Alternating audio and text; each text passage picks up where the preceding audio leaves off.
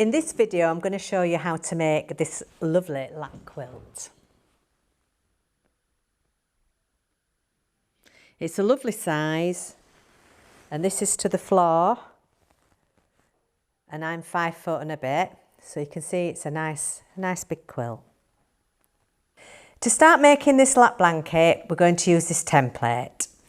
It's very, very easy. You just need to chop out all your rectangles.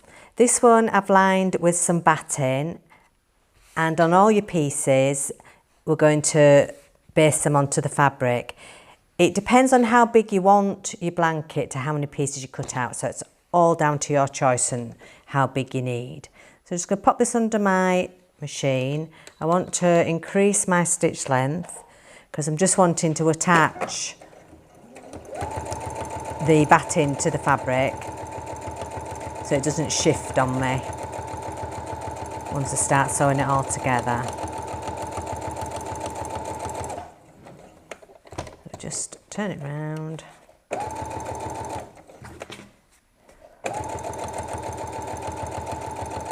I'm using a batting that I tend to use all the time when I'm making quilted things, but you can use whatever is your preference.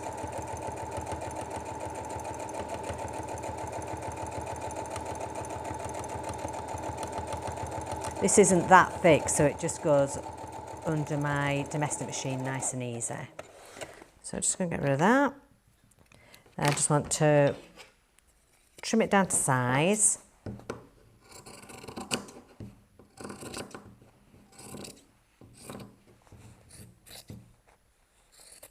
I'm just tidying it up. Didn't sew that bit, but never mind, it won't budge.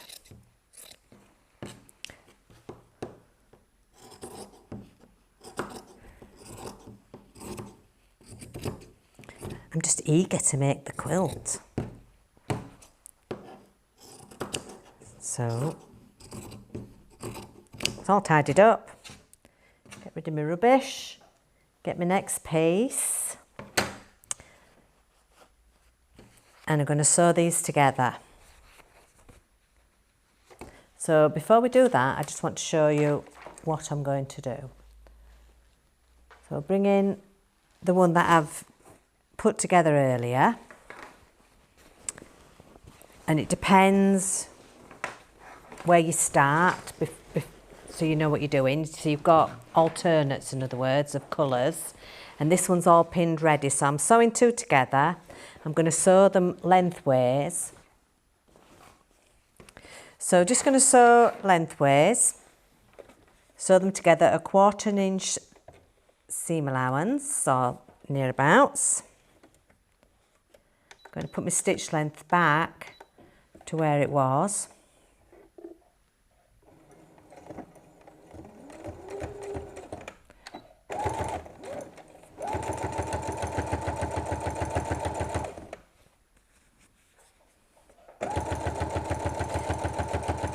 When you're doing regular quilting, you don't really open up the seams, you kind of put them together. But on this quilt, because I've already put the batting on, I just think it sits nicer, so that's what I've done. But there are no rules or regulations in my world. Just do what works best for you. So then you would need to press your seam open.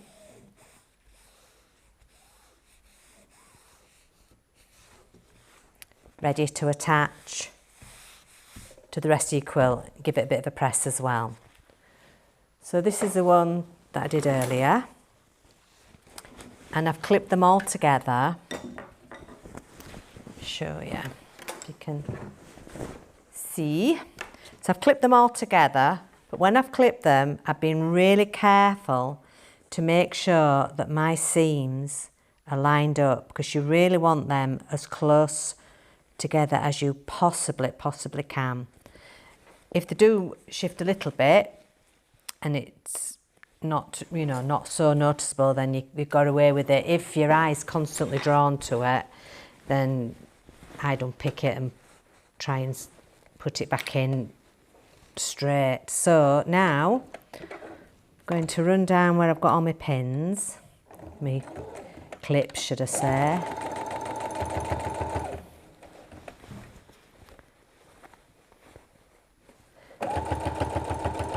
You could also actually make this quilt in a much more traditional way where you don't put your batting on first and then you could put your batting on and then obviously your underneath layer. So I'm just showing you a nice easy way, but if you have a better way for you, then I'd do your way. So I'm just making sure that these are totally lined up, which they are.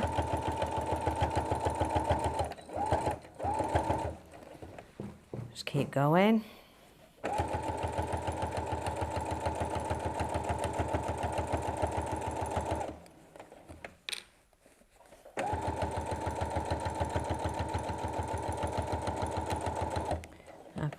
Just have a quick check, but I think it'd be absolutely fine. Yeah, lined up. I'll just check my next one now.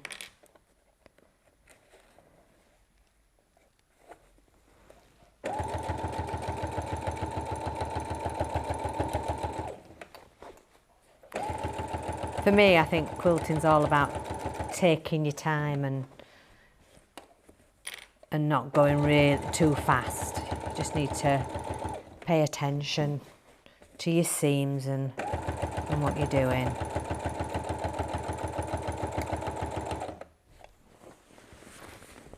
Another quick look. Yes, spot on. Just check this one now.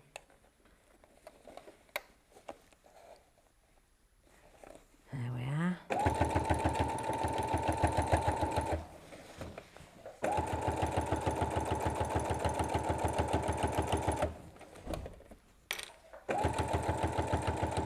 And as you can see, it's going through my domestic machine. Very easy. Not too many layers, and even when you put your back piece on, you've not got so many layers. Right, we're coming to the end now.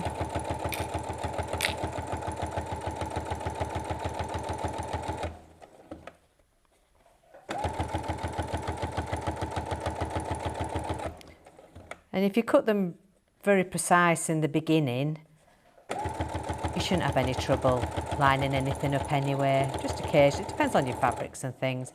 With the lemon lane ones, I know I'm absolutely fine. It's quite a heavy, sturdy fabric.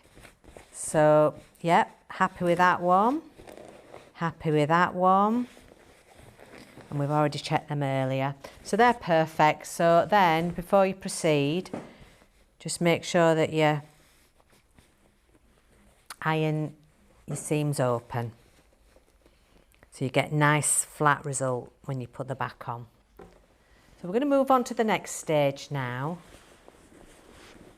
And I've already, just to save a bit of time, and I'm only working in a small space, I've already put my backing onto my lap quilt. So it's already on there. I've used clips. I prefer, well, the pins actually, the bent quilting pins. I personally prefer them to a spray, but it's definitely down to personal choice with that. So it's all in place. It's as flat as you can get it. And now we're ready to just sew in between all these stitch lines, because what we're wanting to do, what we're wanting to achieve, is to stitch the front to the back on all the stitch lines, so that when you come to wash it, it's not going to move on you, and your seams aren't going to move, and everything else. It just gives a really nice professional finish. So just move all this out of the way, and we shall start down the first first one. The first row of stitches. So we're going to go horizontal and we're going to go vertical. I'll just do one to show you what I'm doing, and then I can show you what it looks like when they're all done. And you've got to find a place on your foot so you can stitch in the ditch the best you can. And mine's on the edge of mine, in between the toe. But you can get different feet to go on your sewing machine, which will really help. You could also get invisible thread to go on the front, so you don't see where you're stitching. And sometimes it's best to, depending on what you've got, I've got the same in the front and the back because I think it's more forgiving.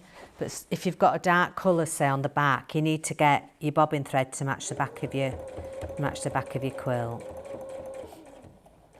But if you've never made a quilt before, these are so easy, so simple to do. I really enjoy making this kind of thing. I'm not a quilter as such. I don't make, you know, wonderful and magical quilts, but I do make quilts that are easy and look professional, and that's all you want to achieve, really.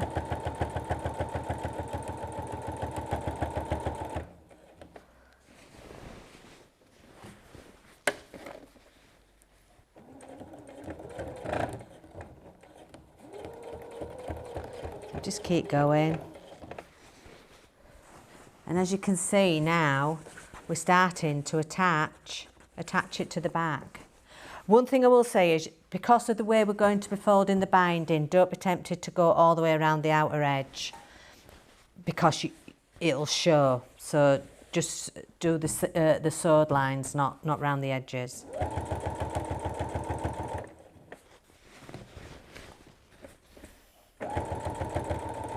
And I can feel it's laying flat underneath as well.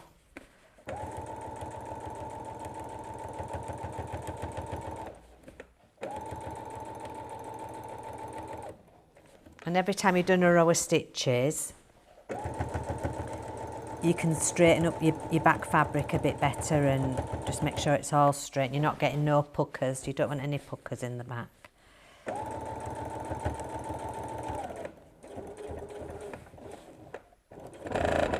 Ooh, it didn't like that one, did it? But never mind.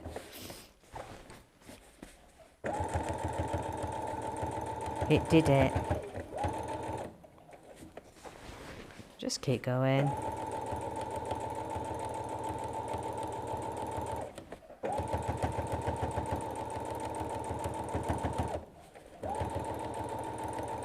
And obviously more experienced quilters and people who are really good at free motion and all that kind of thing, you can really go to town. Really go to town on this.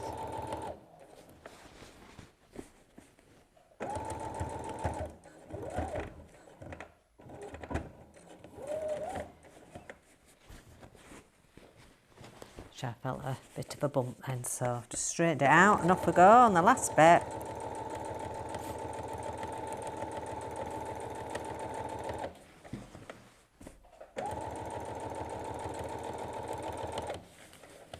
And one thing about a quilt, it's an overall effect, you know. If you've gone slightly over, slightly off, it's really not going to be that visible, especially if you've matched up your threads.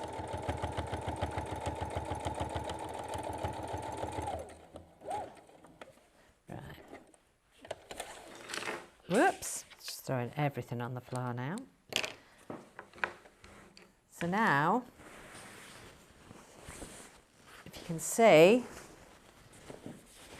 I've got my first line attached. No puckers. It's going to iron beautifully as that. And you just keep going until you've done the whole of the quilt. So now I'm going to show you another one. Put this on the floor. I'm going to show you the last one, should I say, where we've sewn all the seams on the back. So when you do wash this, nothing is going to move. and I just want to show you how to do the self-binding. So once you've finished it and you've got your backing on and it's all in place, you want to cut your binding here to 2 inch all the way around, or however wide you want your binding. To be fair, I've cut mine to 2 inch. Then I folded it up to the edge and I folded it over again, and as I've gone along clipping, I've got my ruler and I've made sure that mine measures 1 inch, and if there's a piece where it doesn't quite measure, you just alter it to make it suit. The main thing is, doesn't matter if underneath isn't quite 100%, it matters underneath here where you folded it once. As long as you've got it to 1 inch going all the way around, that's the bit that really matters. So you bring your fabric right over, let me take a few more clips out, and you're going to double fold it right to the very end. And then on every one, you're going to, I like to take my ruler actually, get your ruler, so you've got an edge, and fold your fabric over like this. I'll move my ruler out of the way, so you've folded it over, so this is starting to do a mitered corner, then fold it once like you would, and when you fold it again and you pull it over to the other piece, you've got your mitered corner ready to sew. Put my clips back on. So it's really, this self-binding, it's a lot easier and a lot more forgiving than actual binding, because you're sewing from the front and you're not trying to catch anything other than the fabric on the back. If this was a proper binding, front and back, sometimes it can veer off, so it's perfect. It's my favourite. So now all I'm going to do is sew my binding on and my quilt is done. So we'll start here.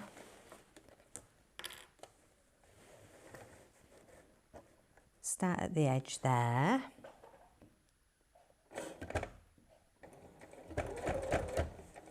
And I'm not going to backstitch. I want to make sure I don't end up with like a bird's nest underneath. It's got to look nice from the other side as well. And off we go. Such an easy way to bind, isn't it? You need more space than this, to be fair. Just make sure you've not got all your clutter around you when you're trying to sew it. So I'm following my foot on my machine, going all the way around. So I'm trying to get my stitch line as straight as I can. I know that I'm a 1 inch fold all the way around because I kept measuring as I was pinning and altering anywhere that didn't quite measure up. And if you just give it a little, just pull it a little bit, just to straighten it as you sew, and steady it with your other hand. It's a very, very easy job.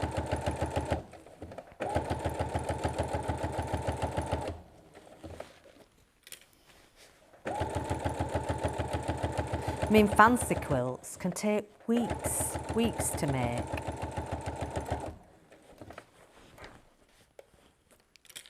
So this is a lovely place to start.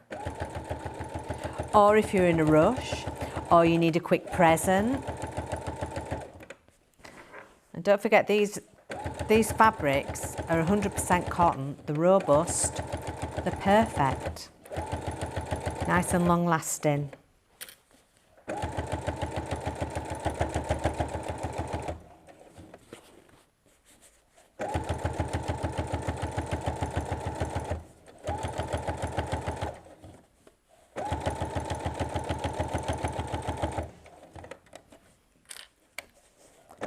Coming up to our mitered corner.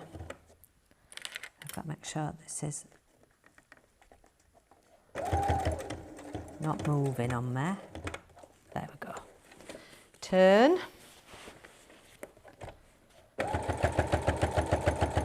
Off we go again.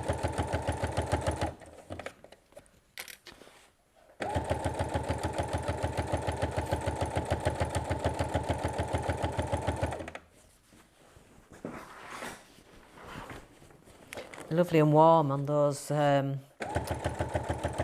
lovely hot days where it's gone a little bit cool in the evening, but you want to stay out and you need a bit of a blanket.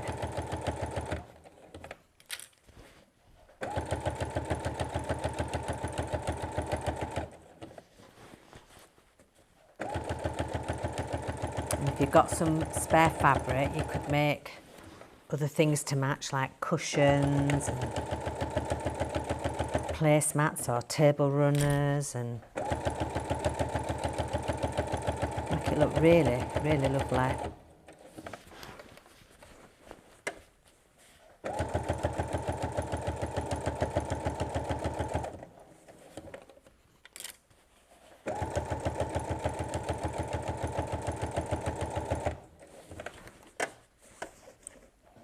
Just keep going.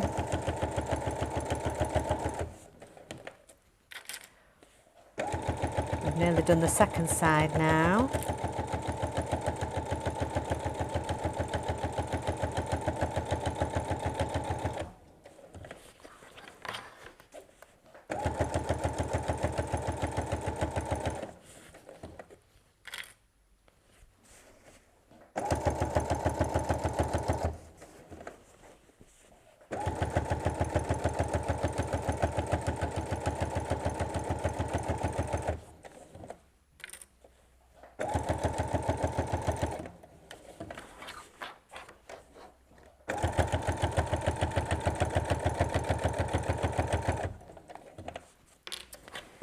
Coming up to our next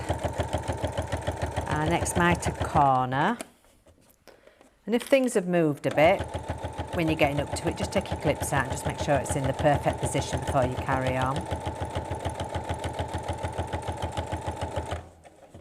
So I'm just going to move mine round a little bit, that's better, and I'd slightly shifted. There we are.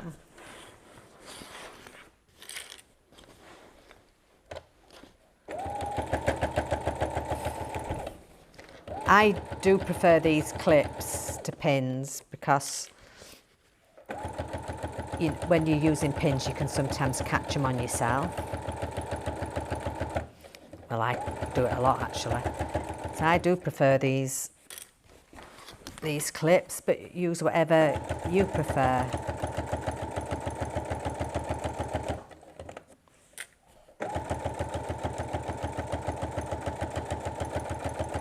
And you don't even need to do the binding that I'm doing. If you've made loads and loads of quilts and you're really, really confident, you could easily bind this quilt just the same.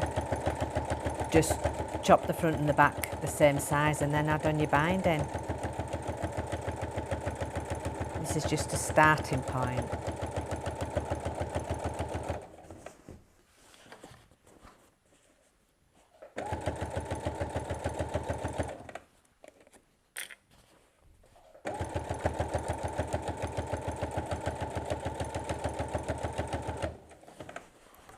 The beauty about these quilts is they don't take long at all.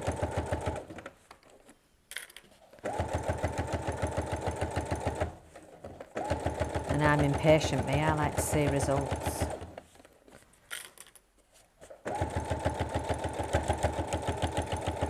So coming up to our third mitered corner.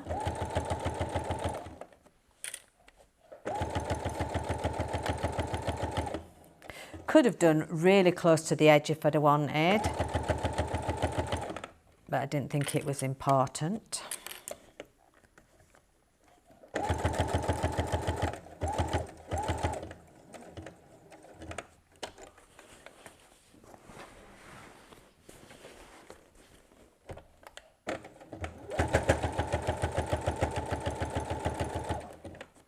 Also, if you've got an embroidery machine, you could do a little bit of embroidery on some of your rectangles before you put them all together. So that's another option.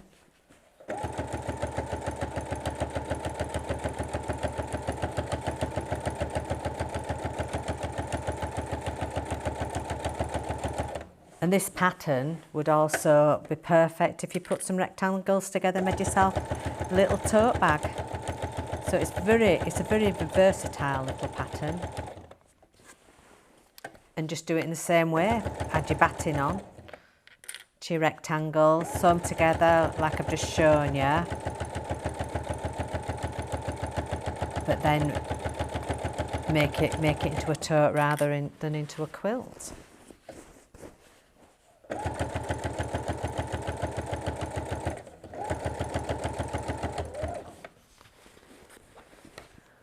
Oh, we're nearly there, nearly done it.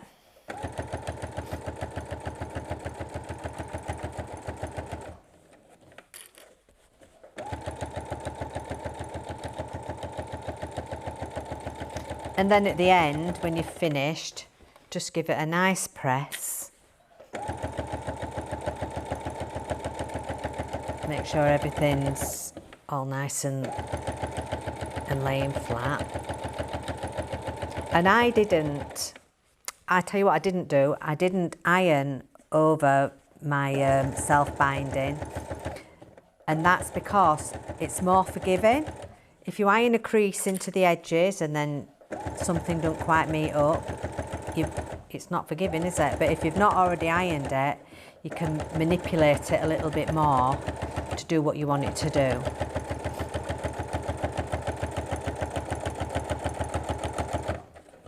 So for me, I think it's better to iron the crease in afterwards.